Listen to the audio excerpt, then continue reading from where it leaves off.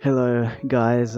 It's been a while. I've been busy with exams and all that, and been doing a lot of procrastinating, but hopefully, I'll be able to make more videos. But today, I'm making this video because today I just saw the Backrooms movie, and I wanna, talk about it because it's a good movie. I would try to avoid spoilers because I really, really recommend you go watch it.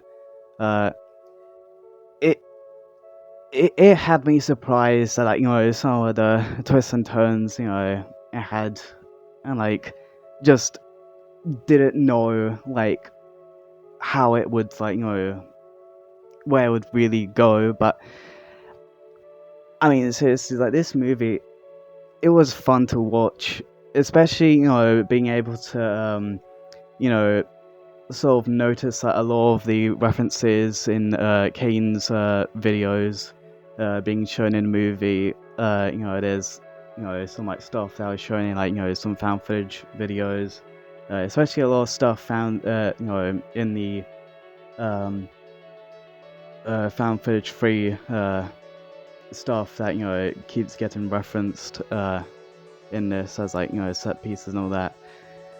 Um, but yeah, that is also the acting. My god, the acting was phenomenal. Honestly, it was really, really good. Um, Also the set pieces as well. They captured the back rooms perfectly, absolutely perfectly. They captured liminal spaces. Just flawlessly.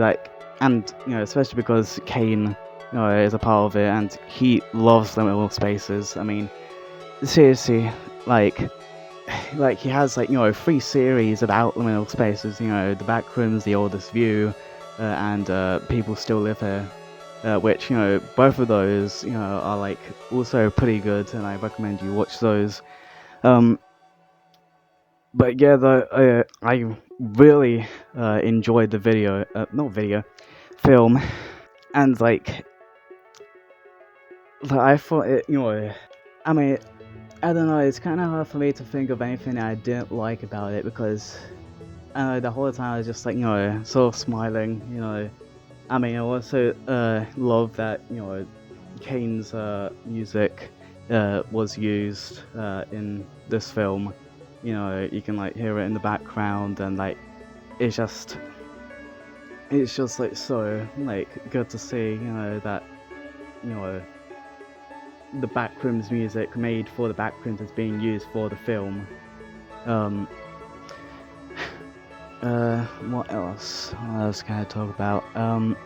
Oh yeah, the the way that entities are done, the whole monster thing. People saying, oh, the Backrooms shouldn't have monster, which, I mean, it kind of, I don't know, because here's the thing, from a movie aspect, especially as it's not a real life, for example, I don't know how to explain it, basically, if there was no entities in the backrooms, and there was no implication of something in there or anything, the movie, first of all, it can't really be that terrifying if there's not some sort of danger there, some sort of thing that you're worried on seeing, because the entities done in the movie are really good, and also they're a bit they're very different from Kane's ones. They're more like they're more like the that one entity from found footage 3, which now kind of acts as if it was the person in the wall that got turned or something. You it's hard to try and not spoil. But yeah, the entities have been, okay, spoiler warning. Okay, if you want to go into the movie like fully blind, but like the entities are like basically copies of like the people in like, you know, in the like real world. The Backrooms doesn't just copy like places and objects and all that. It also copies, human beings pretty terribly.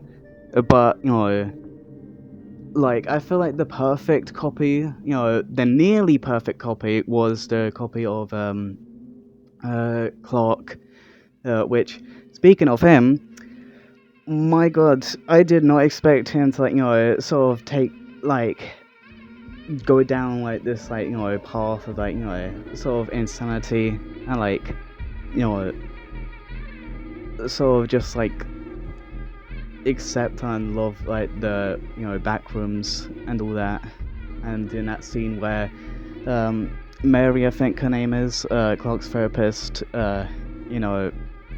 like, when, Clark, like, cuts off the, like, scalp, like, head, like, bit of one of these, like, copied, like, humans, and then, like, puts, like, the sort of, like, wig on Mary to, like, do the, like, role play, like, therapy session.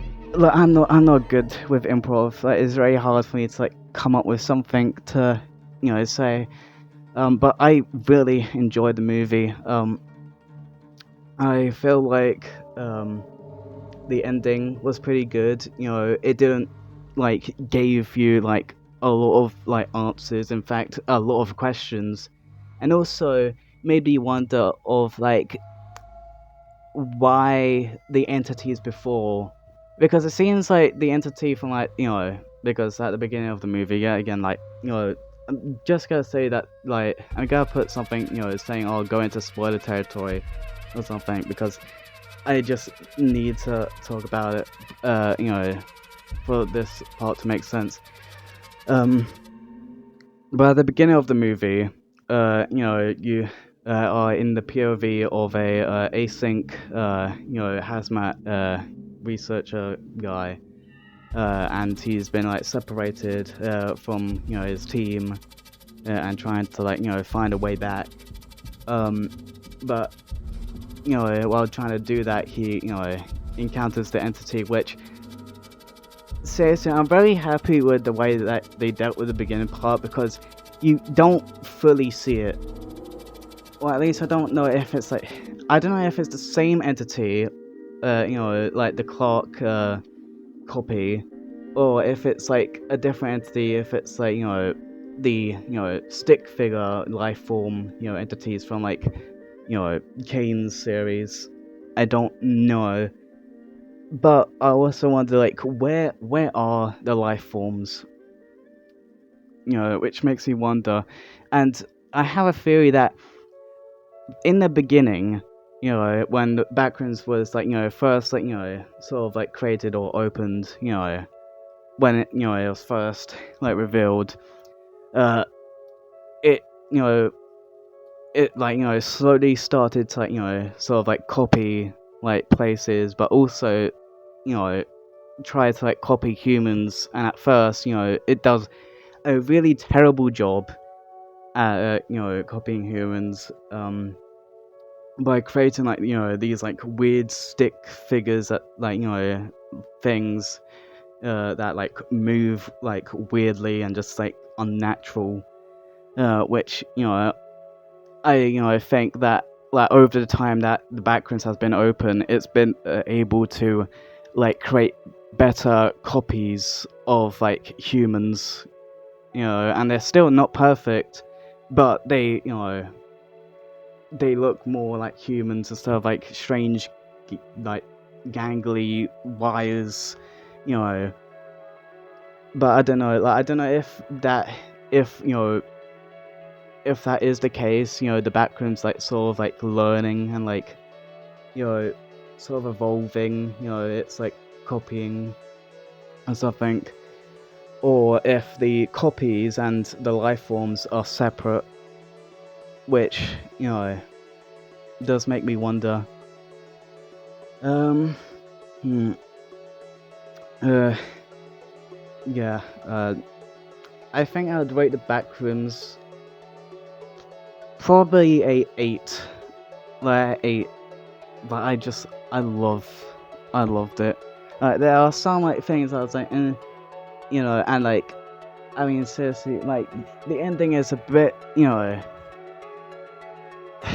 don't know how to put this into words, but like, it's so like abrupt. But I guess it's the only way they could really, have ended, a sort of movie, of the Backrooms.